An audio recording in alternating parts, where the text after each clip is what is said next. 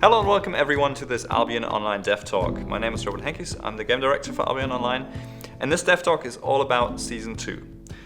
First off, let's talk about the winners of Season 1 though. Congratulations to Money Guild for an impressive performance and nearly doubling everybody else's score. But also congratulations to Sun for playing a truly impressive catch-up game throughout the season and securing a strong second place. Congratulations obviously also to everyone else who participated and managed to achieve their goals. Now let's talk about how we proceed with Season 2. First off, Season 2 officially starts with the territory reset on March 17th, 2018. And there are a number of changes that we're making in this season that I want to talk about today.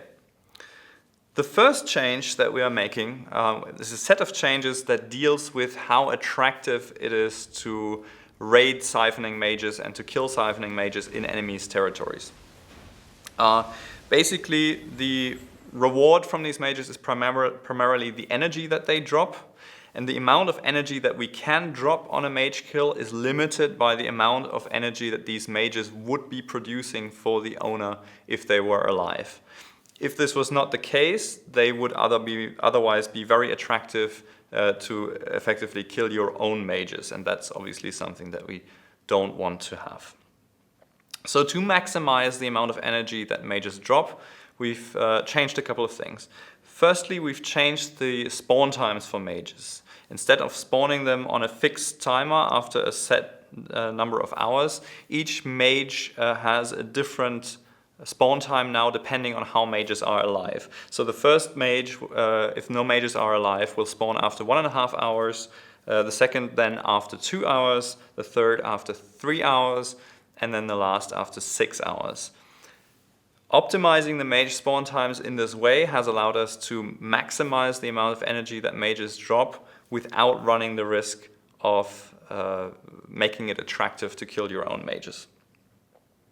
On top of that, we've also made sure that mages, while still contributing score to your guild, never transfer energy directly into the guild's account. Instead, the entire amount of energy that they generate is dropped directly on kill, leaving the individual who made the kill with the choice of what to do with that energy, whether to give it to the guild or to keep it for yourself. That should make the individual act of raiding enemy territories much more attractive.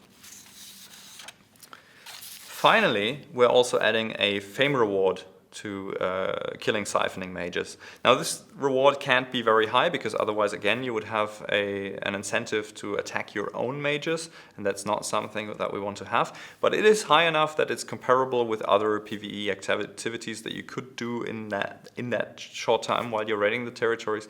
So it's at least something for the people who are involved in the raid who may not get the energy. They get some fame now. These changes overall should make hunting for the enemy's mages more attractive. The second set of changes is actually a new feature, or a set of features that allow you to place your own mages.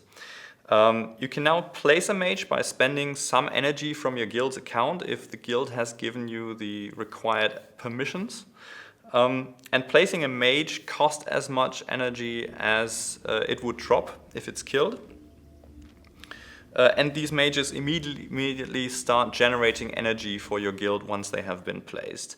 Now the cool thing is you can not only do this on your own territory to replace losses that you may have taken from enemy raiding, but you can also place these mages on enemy territories. So placing effectively rogue mages that siphon the enemy's energy for your guild and also block their mages from spawning. The third set of changes coming this season are a few changes to GvG. Firstly, we have changed the scoring mechanic in GvG slightly so that now if you capture an objective in GvG, you immediately get a single point of score. This makes it much harder for enemy teams to get a 2-0 victory against you, because all you have to achieve is capture a single objective to score a single point, and this will make it easier for you to force their team to be locked to their territory through the territory locking mechanic. and overall should restrict the power of extremely strong GvG teams by basically forcing them into the mechanic that was intended in the first place, by locking them to a territory, not allowing them to fight one fight after another with a 2-0 victory. The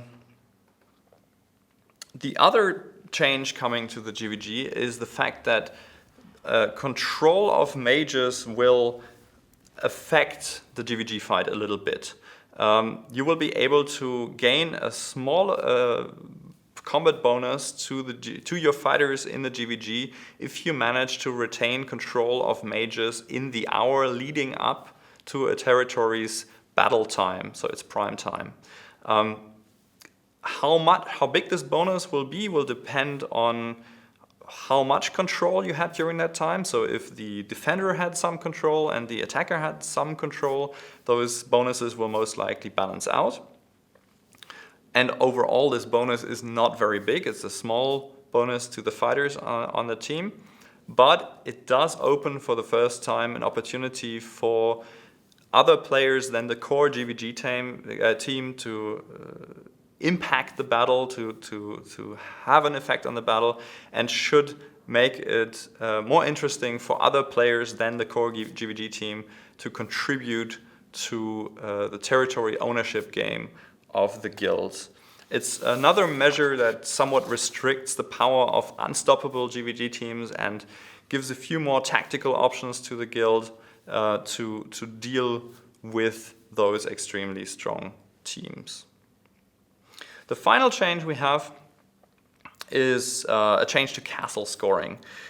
Basically, we've listened to your feedback that controlling a castle all throughout the day can be extremely tedious because you basically just have the castle exchange hands, and there's a lot of PvE involved but very little PvP because you mostly just come in one after another and take control of the castle.